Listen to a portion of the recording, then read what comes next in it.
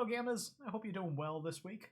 I've told this story on stream before, but with it being on stream in a few years back, I also didn't provide context, so here we go. This was the story of how I chose World of Warcraft over my girlfriend, or for those that were there to witness it live, Raids Before Babes. I should probably start with the hows and whys. How I got into World of Warcraft and why I would end up choosing a game over a significant other. And the simple answer to that would be Guild Wars 1 and my brother. Growing up, we'd be into video games very deeply. That was me and my brother's passions, really. But we had a very limited budget. We had a leaflet writer that paid absolutely poorly. With us getting about $15 a month to our names, we'd pull our resources together to try and buy decent games, but again, very limited resources. We had to pick our games very carefully to not be stuck with a lemon, as we'd only be able to really afford one decent game every 2 months or so. One thing that we used to do was we used to watch the video reviews on GameSpot to help us choose what games we were going to be buying. GameSpot used to do video reviews for just like the sort of the big caliber games, so it really helped us pick which ones that we were going to do. This is before the time of YouTube, so yes, I was around before YouTube was a thing. I am that old. Don't worry, we'll address it, and yes, thank you, I do feel like I'm aging gracefully. Around the end of 2004, there was one video review that picked up that really blew our minds, and that was the Greg Kazavan's review for World of Warcraft, where it just came out, and it got a 9.5, which at the time, I think that was one of the highest video reviews that they did, and it blew our minds. I remember the World of Warcraft soundtrack was playing during the video review, and that soundtrack just lived rent-free in my mind for months afterwards. Even now, like, that soundtrack still slaps. The review really struck a chord with us, and it was one of the first games that we both like sort of researched independently, jumping on the World of Warcraft website and just reading through the races and the classes, and just going through it over and over again, rewatching the video review, and just reading everything over and over and over. So the constant problem that we were finding ourselves in, though, was the monthly subscription. I was earning $5 a month, my brother was earning $10 a month, and that would cover one subscription, but then we'd still be out another subscription. Plus, we still had to be able to afford 2 copies of the game. Both of us were still in school, so full-time jobs weren't really a thing at the time, and the paper route was the best job that we could have, so we were kind of stuck on trying to be able to afford it ourselves. We did spitball and throw some ideas around how we could sales pitch it to our parents, but honestly, every scenario sounded rather silly, and we just kind of shelved the whole idea. So we sort of came to terms that we weren't going to be playing World of Warcraft anytime soon. We both agreed we'd never played an MMO, and the idea of playing with tens of 20s to maybe even hundreds of people was an interesting concept, but it might not be so great. And it was an interesting concept for sure. You know, we'd played multiplayer games plenty, Command & Conquer, Medal of Honor, but that was with 8 people. The idea of playing with 20, 40, 60, hundreds of players? I mean, what would that even look like? MMOs have been around at this time. I mean, you still had Ultimate Online going hard since 1997, but neither one of us had played it, and we didn't know anyone who had played one, so we weren't too sure exactly what you were going to get. So then 2005 rolled around, and the conversation got reignited because a video review for Guild Wars 1 came out, and what reignited it? It was going to be an MMO without a subscription. So we agreed we really wanted to try MMO, so we decided to go halfsies on a copy of Guild Wars 1, halfsies where we'd share one account. If we didn't like it, we were only taking half the hit. So we ended up going halfsies on a copy of Guild Wars 1, started playing. Anytime we wanted to swap, unfortunately we'd have to log off and let the other person jump on, but it gave us our first taste of an MMO.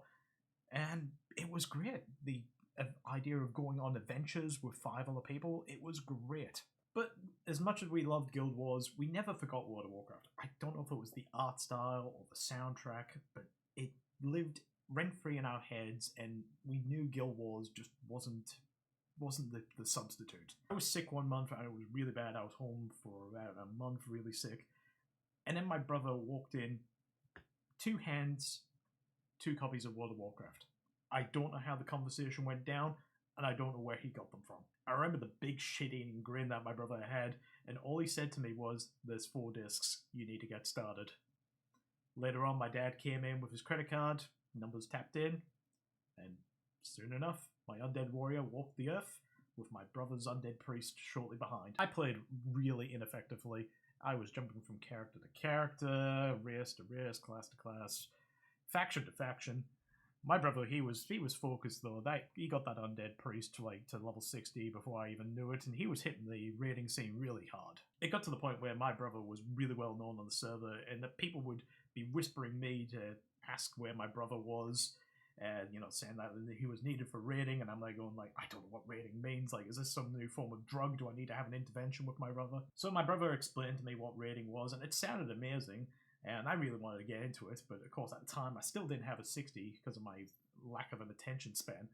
So my brother tried to help me focus and told me to really just pick one character, hone it in, get it to 60, get it to the end game so I could finally join him on this thing called raiding. So we both ended up faction swapping, so we were Horde, we then swapped over to Alliance.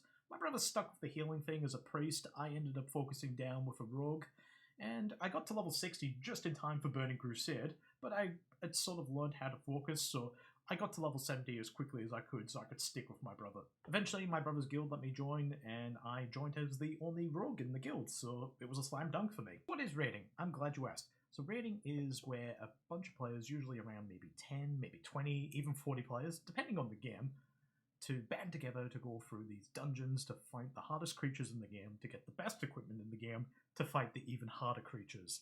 And you're sort of rolling through this whole repeating process. So a raid would be made up of three different types of players. You would have the tanks who would take the damage and hold the aggro and the attention of the creatures, the healers that would keep everyone alive, and the DPS members, or the damage per second members, who would do the damage while the tanks would hold the aggro and healers keep everyone alive.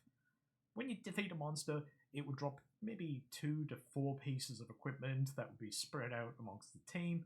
You'd have to keep repeating these monsters, gearing everyone up, allowing their power to creep up to allow you to take on the next creature, to bring your power up to that level, to take on the next one, so on and so forth. So to keep your investment going, people would band together in guilds, think online clubs. And so Wednesdays, Thursdays, Fridays, and sometimes weekends became raid night with the boys. And so through Burning Crusade all the way through to Cataclysm, it was me and my brother. The guilds would change, the factions would change, but the energy and the passion was still there. I remember some clears of dungeons would have the same energy as a pub during World Cup night, of where it would be screaming and cheering at downing a boss that it was causing so much problem, or when you finally get that piece of gear that's eluded you. I remember one night we had our first clear of Karazhan that had been causing us so much problems. Like Prince Malakadar just would not go down. Eventually we got him, and we stayed up on Ventrilo, which Ventrilo is Discord, except without all the channels where you'd be shitposting. And yeah, we were up all night just celebrating, cheering. Like, we were the jocks and the cool guys in our guild. It was awesome. We were there, you could hear glasses clinking, you could hear bottle caps coming off of drinks. Everyone was just having a great time. It was awesome. Flash forward to 2009, we both faction changed again. We changed guilds. My brother swapped from the healing position and going for the tanking position, taking up a paladin, and me dropping my knives from my rogue to the back healer of a shaman. I watched my brother heal, so I really got interested in doing it myself. I like the idea of seeing the battlefield from like way back and keeping everyone alive. And if my brother was going to be up front, keeping me safe and taking the hits, I was going to keep that motherfucker alive. Plate repairs are expensive, so that was on me. Originally, my folks weren't so cool with it, as they saw it as us spending a lot of time indoors and being alone in our rooms, and not realizing that we were hanging out with people online.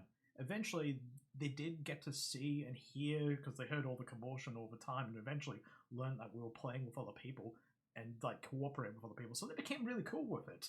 I remember my mom mentioning it to other parents and explaining it really, really interestingly, where she'd go, look, it's like a football club, They meet with other people to learn how to kick a ball around and eventually play a friendly match against another team.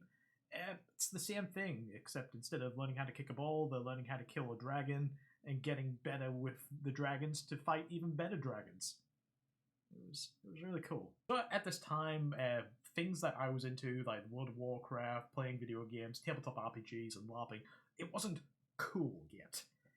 Critical Role wasn't around. That would still be 6 years away, I think. Yeah, 6 years away. We had the Big Bang Theory, but that's the Big Bang Theory. things like Marvel, like the Marvel movies. 2009, we had two. We had Iron Man and we had the Incredible Hulk. So it hadn't quite bridged the mainstream media yet. So the closest thing at the time that we had to like bridging gaming with like the normal community was things like Grand Theft Auto and Call of Duty.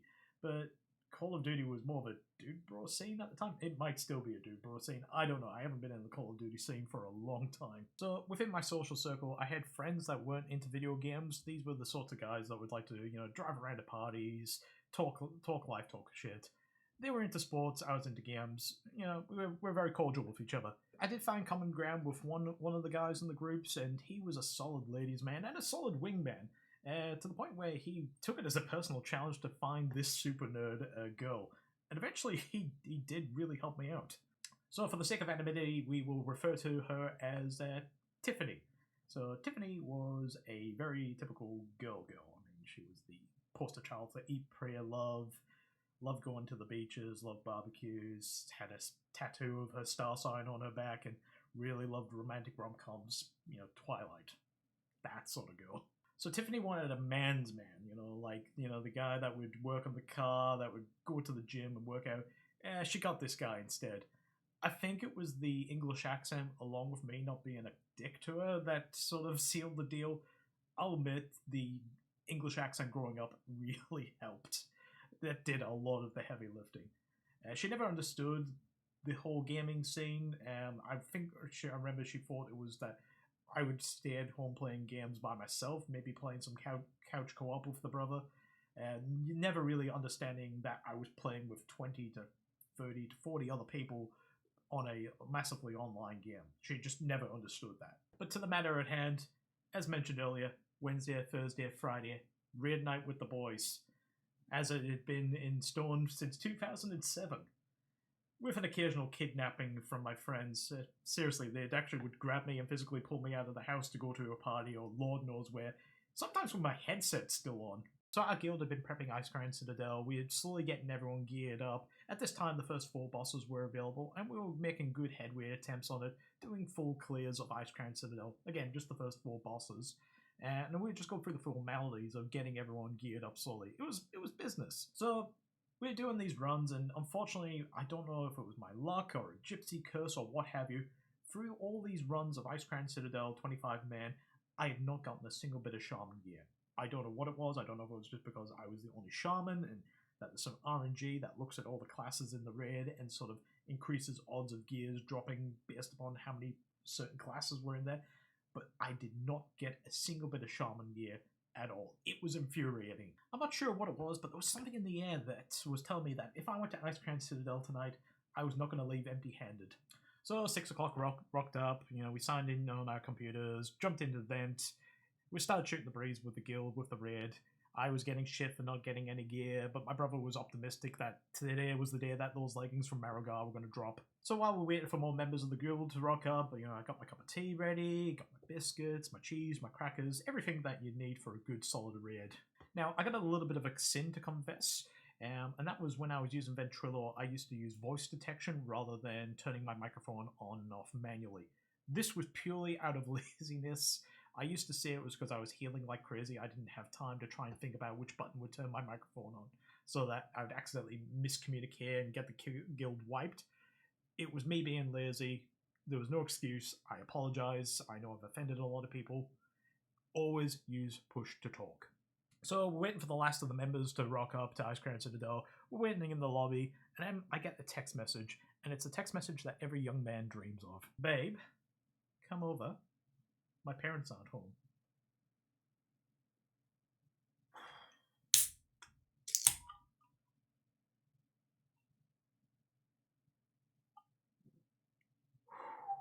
So I look at my phone, I look at the screen, I'm sweating bullets. I'm hearing the chatter from the headset.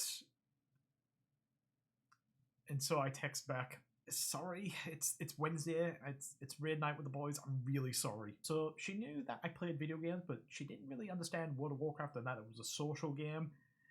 So I can only imagine what that text message probably sounded like to her. So there's 2 possibilities. Possibility 1, she understood that this was a big interest and a big hobby that was part of his life for years, and that she would continue to support him and encourage him. Or option 2, she didn't. Or she wouldn't. For those that picked option 1, I'm terribly sorry, that's not how this story goes, because it was option 2. Gotta give her props though, you know, she gave me an out, an undo button for the hand grenade that I just thrown into our relationship, with a text message and a picture accompanying it saying the following. Be sure about that answer. I did go shopping this weekend and I got this little outfit. So I took a breath, wiped the sweat from my forehead, and I don't know if it was the gamer energy that I was channeling in me, but I messaged her back. Looks great. Can't wait to see it this weekend. The boys need me. My mobile phone didn't even hit the table and she was ringing. She was pissed. She was angry.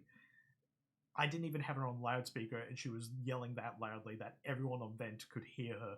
Everyone got to listen and bear witness to my relationship just fucking explode. So Tiffany started yelling, pretty much going off that I was choosing a video game over her and just hanging out in my room and not really getting, again, I tried explaining to her that it wasn't just me, it was me playing with around, 20 other people. She wasn't having a bar of it. I let her rant and vent, she was specifically yelling that she bought this outfit specifically for me and that I wasn't being appreciative of it. Again, I explained to her Wednesday, Thursday, Fridays, that was time with the guys. We worked hard to get ourselves geared up and we were doing these runs, This was like our training. This was our sports event. And this wasn't a new thing I'd sprung up on her. I'd been playing World of Warcraft before her and played in World of Warcraft after her.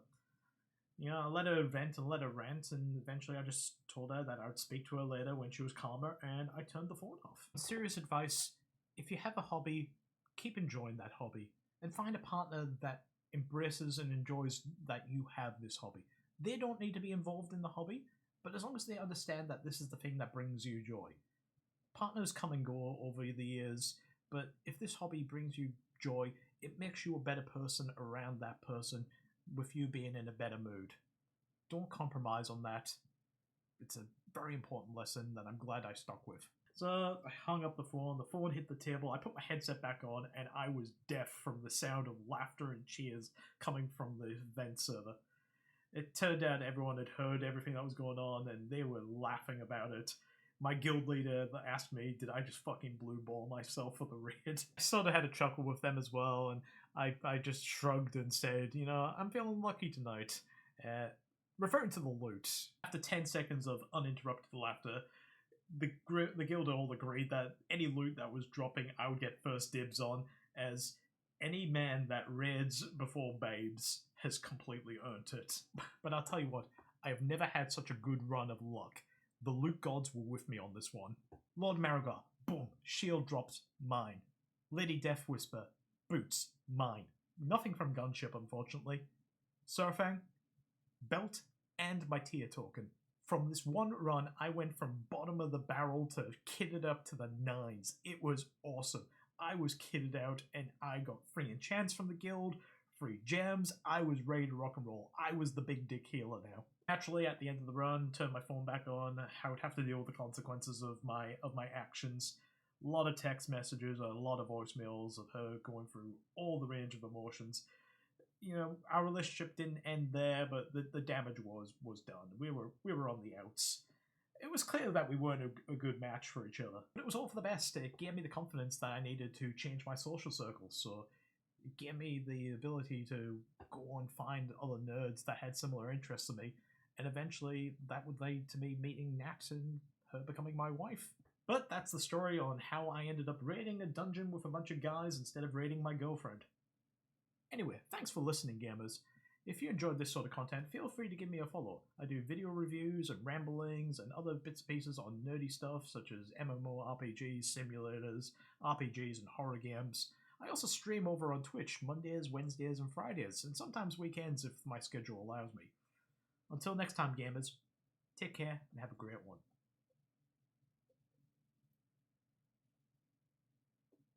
It would have been more awkward if I got no gear from that run. At least I had something to show for it.